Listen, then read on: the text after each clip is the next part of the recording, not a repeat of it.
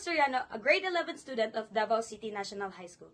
In this video, I'm going to show you a tutorial on how to solve worded problems involving acceleration, velocity, and position with the use of integration. But first, let's define integral calculus. Integral calculus is a branch of mathematics that deals with integrals, especially the methods of ascertaining indefinite integrals and applying them to the solution of differential equations, and the determining of areas, volumes, and lengths. This is according to dictionary.com. Remembering all that we know from derivatives, we all know that position function is represented by s, and with respect to time, it would be s of t. When we derive this, we would come up with ds over dt. And this is now the velocity with respect to time. And when we derive the velocity, we would be having dv over dt, or the acceleration with respect to time. We all know that integrating is the inverse of deriving, and integral's basic rule is that the integration of x raised to n dx is equals to x raised to n plus 1 over n plus 1 plus c, where n is not equals to negative 1. Going back to this, since it's the inverse of deriving, we would start off with acceleration. So acceleration with respect to time, when we integrate this, we would get the integration of acceleration with respect to time, dt plus c. And this is now the velocity.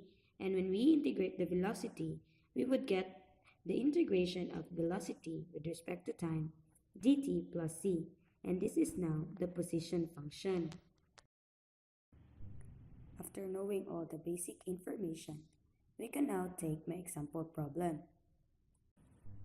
Supposing my chosen hero is Nana. She is moving straight to the battlefield with an acceleration of 190 meters per second squared. At time 5 seconds, her velocity is 250 meters per second. Question A. Find the position function st if Nana traveled 10 meters in 2 seconds. Question B. Find the distance traveled by Nana if she moved upward for 30 seconds using the position function. So to answer this problem, let's take this one by one. So for question A, finding the position function, we would be using the given, which are acceleration 190 meters per second squared, velocity in 5 seconds, which is 250 meters per second, and the position in 2 seconds, which is 10 meters. So to find the position function, we would start in finding the velocity function.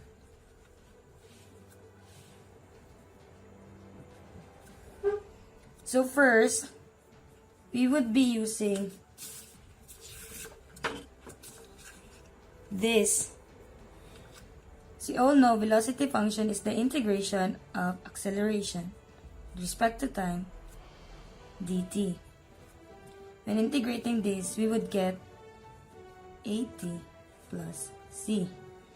So substitute the a, which is 190 t plus c, and as we all know, this is the velocity in 5 seconds.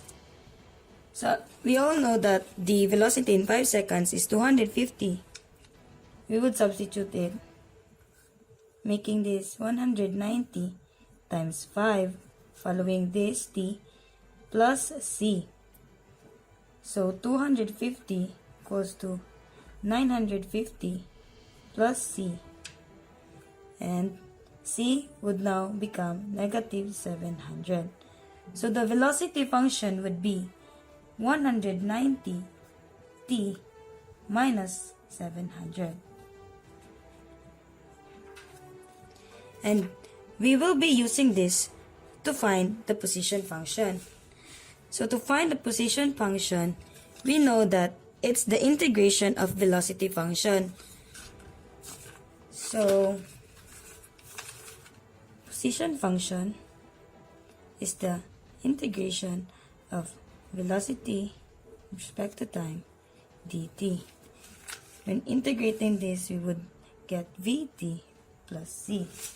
And we all know that vt is equals to 190t minus 700 plus c. So to integrate this, we would follow the integration basic rule, which is 190t 1 plus 1 over 1 plus 1 minus, since it's a constant, we would add t plus c. So we would get 190t squared over 2 minus 700t plus c. So she traveled in 2 seconds. We would get 995 t squared minus 700 t plus c. So we would substitute the t, which is 2. So we would get 95 t or 2 squared minus 700 times 2 plus c. So now, do the math. We would get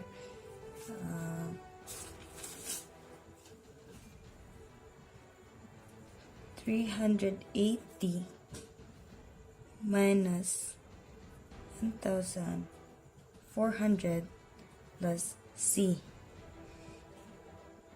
So we all know that she traveled 10 meters in 2 seconds. So let's substitute the s of 2, which is 10 meters. So we would again do the math.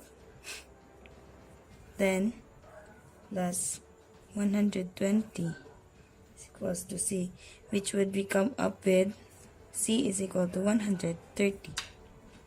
So the position function would be st is equals to 95 t squared minus 700 t plus 1300.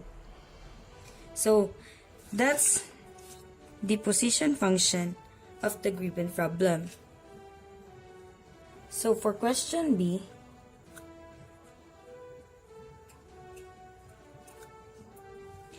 we have a given condition, which is she is traveling for 30 seconds.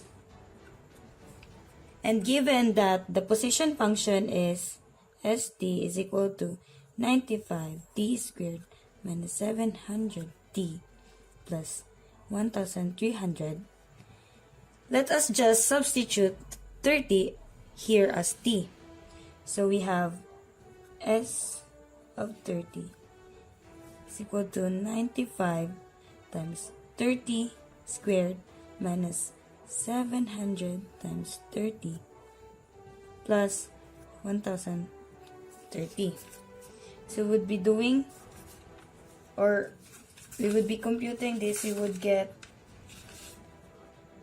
85,500 minus 221,000 plus 130.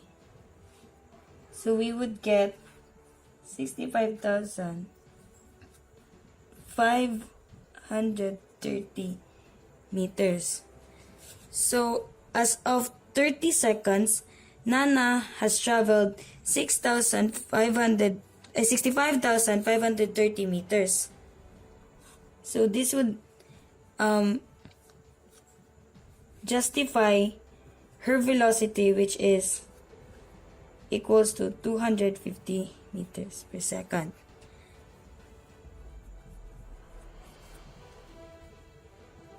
So that's it, guys.